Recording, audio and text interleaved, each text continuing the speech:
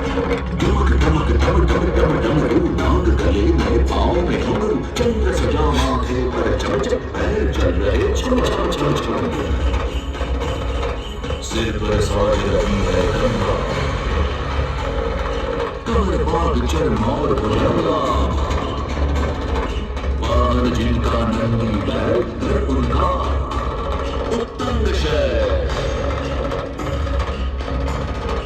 शय जवागति जिनकी रानी सर्वज्ञानी महाध्यानी वेद शिवम शिवम वेदम वेद शिवम शिवम वेदम वेद शिवम शिवम वेदम वेद शिवम शिवम वेदम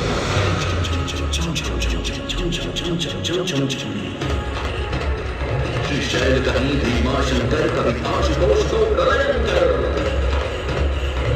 बैद्यनाथ के द्वार कहीं नटराज गोत्र ओंकारेश्वर सोमनाथ पशुपतिनाथ है विश्वनाथ है त्र्यंबकेश्वर रामेश्वरम है लिंगम नागेश है कृष्णेश्वर वेद शिवम शिवम वेदम वेद शिवम शिवम वेदम वेद शिवम शिवम वेदम वेद शिवम शिवम वेदम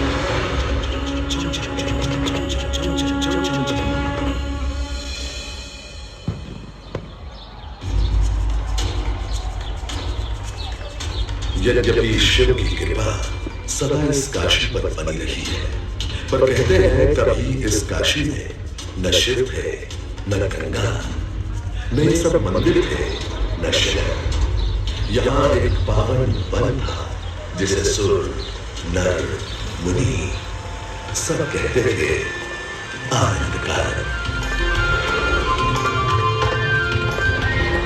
उस समय केवल कोट, शहर, भील, भर, निषाद आदि मूल निवासी यहाँ के वनों में विचरण करते थे और नदियों झीलों पर तरह वरुणा किनारे बसी वरण के वृक्षों से घिरी बस्ती बना वाराणसी कहलाने लगा। उषा काल में इस बस्ती पर सूरज का ऐसा सुंदर प्रकाश पड़ता था कि इसका दूसरा नाम काशी यानी रोशनी का शहर काशी पड़ गया।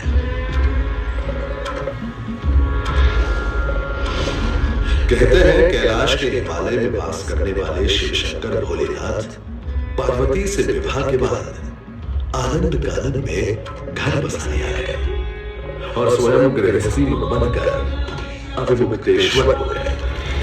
उस समय श्री विष्णु जी यहाँ रहते थे और उन्होंने ही अपने चक्र से भूमि को खोदकर चक्र पुष्करणी कुंड का निर्माण किया था। जब विष्णु जी काशी शिव जी को सौंपकर चले गए, तब भोलेनाथ ने काशी को अपने त्रिशूल पर धारण कर लिया। पर गंगा अब भी यहाँ नहीं थी। थी ही नहीं गंगा इस ब्रह्मांड में। गंगा के जन्म की कहानी बड़ी अद्भुत है।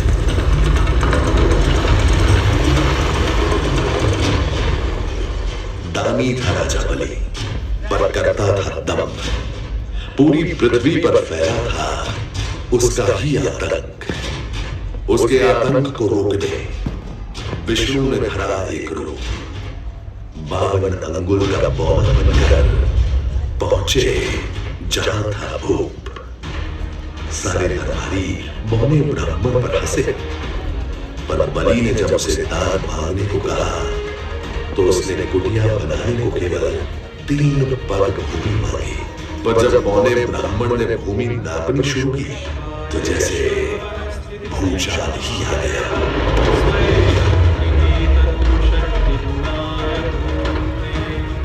वामन ने पहले पग में सारी धरती नाप ली और अगले कदम में स्वर्ग।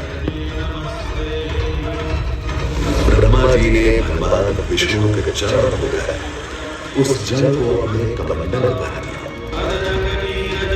और अब वामन अवतार ने अपना तीसरा पग बलि के सर पर लगाकर उसे पाताल लोक भेद मुक्ति दे। अब स्वर्ग लोक में भगवान ब्रह्मा जी ने जब चरणामृत में हाथ डाला तो वहीं से निकल आई चंचल निर्मल धावत गंगा जी। पवित्रा किंतु चंचला, आज से तू मेरी पुत्री और नाम तेरा गंगा।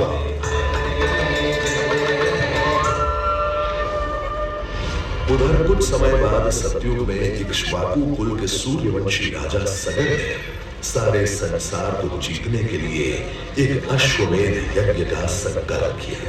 सुने सुने सुने सब सुने, यह जिन्हें पूरी तरह से जहां की जाएगा वो भूमि राजा सगर की मानी जाएगी।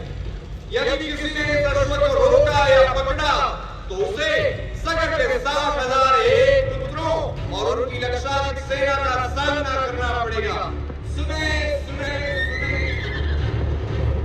भूलोक में सगर का अश्व अजय पराजय बढ़ता जा रहा और स्वर्गलोक में बढ़ती जा रही थी देवेंद्र इंद्र की दुविधा।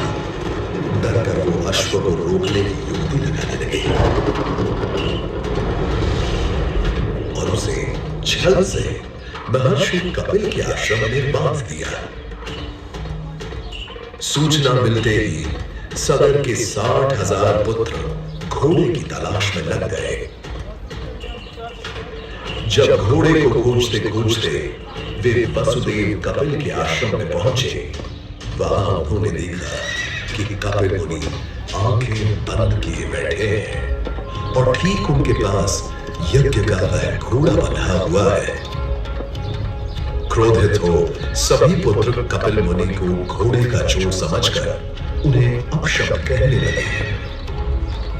वाचाल कुमारों, यदि कपिल ऋषि ने खोली आंख तो तपस की योगाग्नि से जलकर तुम सब हो जाओगे राख। सूर्य के वंशजों को आग से डराता है मूर्ख। अगर तूने तुरंत आंख न खोली तो अभी तेरा दम्भी सर तेरे धड़ से अलग करता हूं, घोड़ा चोर।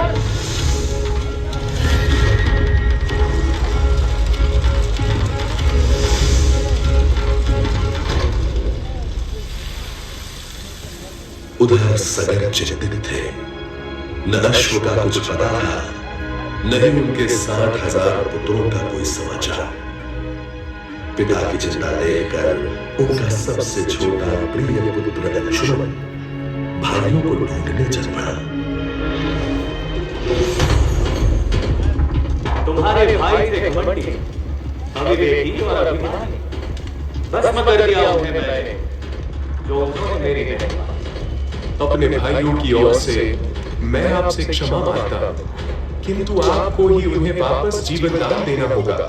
मृत्यु का इलाज कोई नहीं कर सकता, किंतु मेरे क्रोध की योगाग्नि से भस्म हुए लोगों का आसान नहीं होगा दर्पण।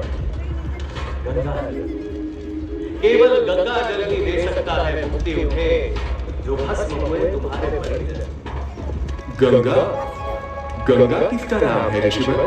स्वर्ग में विष्णु के चरणों से पैदा ब्रह्मा की पुत्री है गंगा। तुम ब्रह्मा जी को मनाओ और गंगा को अपने भाइयों के तर्पण के लिए पृथ्वी पर ले जाओ। अंशुमन को अपने भाइयों के तर्पण के लिए गंगा को लाने का बहुत मन था, किंतु किसी को राजधर्म भी तो निभाना और राज भी चलाना था। देखते देखते 7 पीढ़ियां गुजर गई, पर 7 पीढ़ियों के बाद समय आने पर राजकुमार भगीरथ ने राजा बनने से साफ मना कर दिया।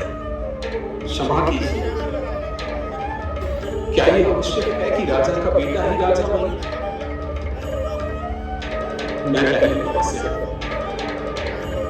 और फिर ब्रह्मा से गंगा को मांग कर पृथ्वी पर ले आऊं और फिर उनके पावन पवित्र जल से अपने 60,000 पूर्वजों का तर्पण करूं। भगीरथ दूर एक जंगल में समाधि लगाकर बैठ गए और ब्रह्मा का आह्वान करने लगे।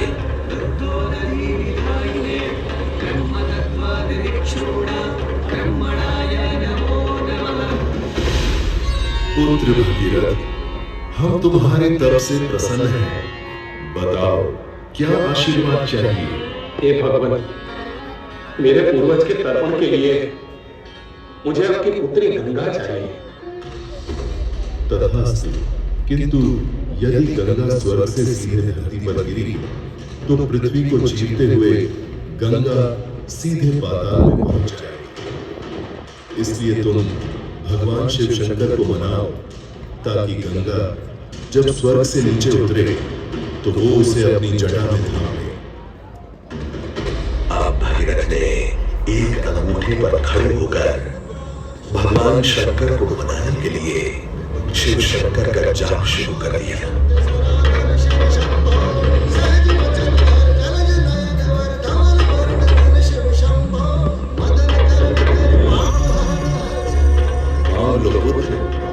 कोई भी वर मांग लो आज। हे प्रभु, जब गंगा स्वर्ग से धरती पर गिरे तब आप बीच में उन्हें अपनी जटाओं में साध दे, नहीं तो पूरी पृथ्वी नष्ट हो जाएगी। शिव तैयार है। आने दो सदा को, आने दो।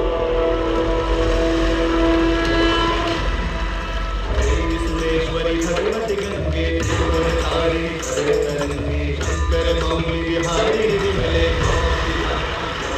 गंगा ने भगीरथ के साथ गंगा सागर जाकर सगर के पुत्रों का उद्धार किया।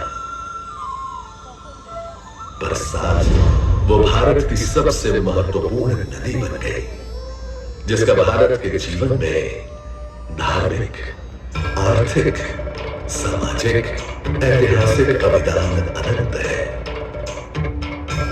वेदों, उपनिषदों और महाभारत में जहां काशी वाराणसी के महात्म्य का बयान है, वहीं स्कंद पुराण में काशी खंड में भी इस पावन भूमि का है बखान। जैन ग्रंथों के अनुसार ईसा से 800 साल पूर्व यहीं जैन तीर्थंकर पार्श्वनाथ जी ने जन्म लिया था, और फिर सुपार्श्वनाथ और श्रेयांसनाथ ने भी। आज से 2500 साल पहले इसी पट्टन या ऋषिपतन के वृंदावन में प्रबुद्ध गौतम बुद्ध ने संसार को अपना पहला धर्मोपदेश दिया था। बुद्ध के अनुयायी मौर्य सम्राट अशोक ने 250 ईसा पूर्व इसी स्थान सारनाथ में धम्मेक स्तूप की स्थापना की और अशोक स्तंभ और लाट का निर्माण भी। नई सदी में दूर दक्षिण से आए शंकराचार्य ने काशी में ही शंकर दिग्विजय की नींव रखी और पूरे भारत को अपने ब्रह्म सूत्र में गूंथ दिया। ऐसे भागते कूदते पवित्र नगर को नजर तो लगनी ही है। सुदूर उत्तर पश्चिम से आए आगमनकारों ने काशी को बहुत क्षति पहुंचाई और तमाम मंदिरों, आश्रमों, धर्मस्थानों को ध्वस्त कर दिया।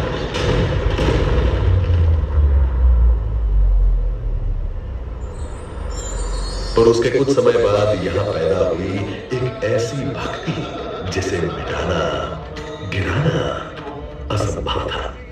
संत कबीर की वाणी से फूट निकली एक ऐसी भक्ति धारा जिसमें नहाने कभी गुरु नानक देव काशी आए, तो कभी भक्त सूरदास, तो कभी चैतन्य महाप्रभु, कभी संत, कभी एकनाथ, तो कभी मीराबाई। इसी समय असी गंगा के तीर बैठकर गोस्वामी तुलसीदास ने अवधी भाषा में रामचरितमानस रचकर संस्कृत में लिखी रामायण को घर घर पहुंचा दिया।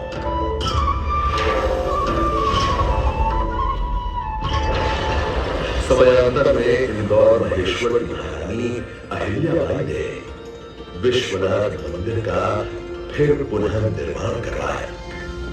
उन्होंने नए घाट बनवाए और सैकड़ों कुएं, तालाब, मंदिर, धर्मशालाएं, सड़कें भी बनवाई।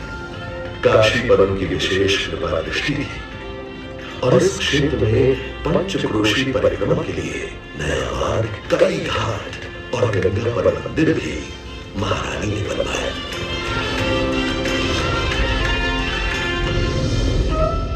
श्रद्धा और आध्यात्मिकता का ये केंद्र पूरे भारतवर्ष में जन जन के लिए उतना ही श्रद्धेय रहा है जितने उनके अपने तीर्थ स्थान। इसीलिए पूरे देश के हर क्षेत्र के लोग यहाँ आकर बसते थे और पूजन अर्चन में जीवन बिताते थे।